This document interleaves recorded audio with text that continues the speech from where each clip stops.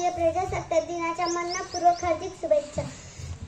सर्वांना माझा नमस्कार. माझे नाव प्रांजल बाजीराव वालेकर. आज 26 जानेवारी आहे. त्याबद्दल मी तुम्हाला 2 शब्द भाषण सांगणार आहे. ते तुम्ही शांत चित्ताने ऐका ही माझी नम्र विनंती. स्वातंत्र्यवीरांना करूया शत प्रणाम. स्वातंत्र्यवीरांना करूया शत प्रणाम. त्यांच्या निस्वार्थ त्यागण्याचे भारत बनला महान, भारत बनला महान.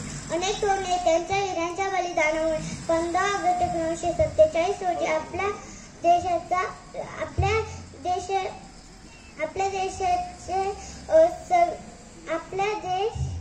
इंग्रजांच्या गुलामीतून स्वतंत्र झाला. त्यानंतर आपल्या देशाचा राज्यकारभार सुरळीतपणे चालवा म्हणून संविधान तयार करण्यात आले. डॉक्टर बाबासाहेब आंबेडकर यांच्या अध्यक्षतेखाली 2 वर्ष 11 महिने 18 दिवस परिश्रम घेऊन देशाचे समृद्ध संविधान तयार केले. 26 जानेवारी 1950 रोजी आपल्या देशाचे संविधान अंमलात आले. म्हणून हा दिवस आपण दरवर्षी प्रजासत्ताक दिन म्हणून साजरा करतो. संविधानामुळे प्रत्येक भारतीयास समान हक्क अधिकार मिळालेले आहेत. 26 जानेवारी या दिवशी देशातल्या सर्व शाळा व सरकारी कार्यालयात झेंडावंदन साजरे केले जाते. देशभक्ती व सांस्कृतिक कार्यक्रम आयोजित केले जाते.